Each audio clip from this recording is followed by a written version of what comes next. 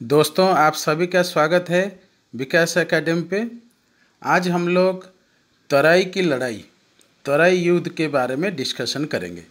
देखिए, ये जो बैटल ऑफ तराई 3 बार हुआ है। 1191 में हुआ है, 1192 में हुआ है और 1216 में हुआ है। तो एक एक करके हम लोग डिस्कशन करेंगे। पहले फर्स्ट बैटल ऑफ तराई के बारे में डिस्कशन करेंगे। उससे पहले एक चीज़ और जानना है, तराई जो है वो कहाँ पे है। तराई जो है थानेश्वर जो ज़िला होता है हरियाणा में, वो तराई जगह होता है। यहीं पर युद्ध हुआ था। तो पहला जो तराई युद्ध हुआ 1191 में किसके किसके बीच में हुआ? देखिए, मोहम्मद घोरी और पृथ्वीराज चौहान के बीच में हुआ।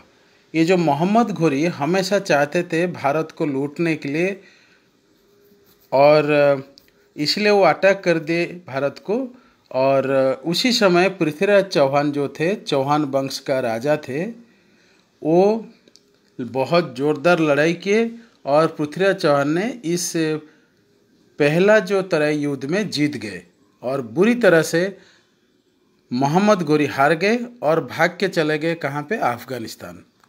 और उसके बाद क्या हुआ? एक साल के बाद, ठीक 1 साल के बाद 1192 में क्या किए? मोहम्मद घोरी पूरे शक्ति के साथ भारत आए और फिर दोबारा जो पृथ्वीराज चौहान के खिलाफ युद्ध लड़ी। इसी युद्ध में क्या हुआ? पृथ्वीराज चौहान हार गए और मोहम्मद घोरी जीत गए। मतलब पहला जो तराई युद्ध हुआ था उसमें पृथ्वीराज चौहान जीत गए थे, और दूसरा जो तराई युद्ध हुआ था उसमें मोहम्मद घोरी जीते थे। ये ध्यान रखना है। अभी हम लोग थोड़ा बहुत एक चीज़ जानना जरूरी है, ये जो घुरिद एम्पायर कहाँ है। देखिए, जो घुरिद एम्पायर या घोर प्रोविंस कहते हैं, ये अफ़गानिस्तान में है, सेंट्रल अफ़गानिस्तान में है, जिसका जो राजा थे मोहम्मद घोरी थे।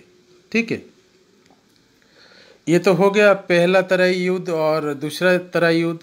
अभी हम लोग तीसरा तराई युद्ध, थर्ड बैटल ऑफ पानीपत के बारे में डिस्कशन करेंगे। ये 1216 में हुआ था और किसके किसके बीच में हुआ था? इल्तुतमिश और ताजुद्दीन।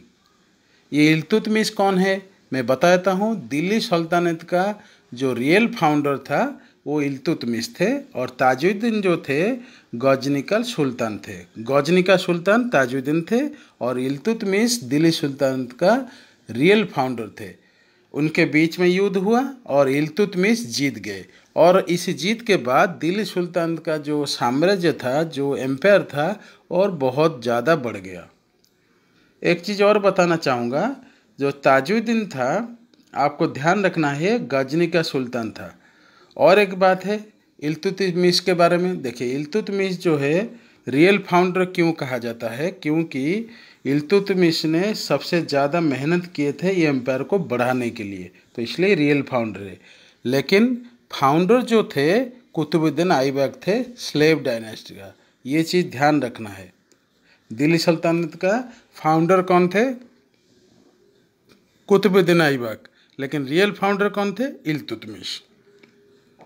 ये था आपका बैटल ऑफ तराई या तराई की लड़ाई। मैं समझता हूँ ये चीज़ें आपको क्लियर हो गया होगा।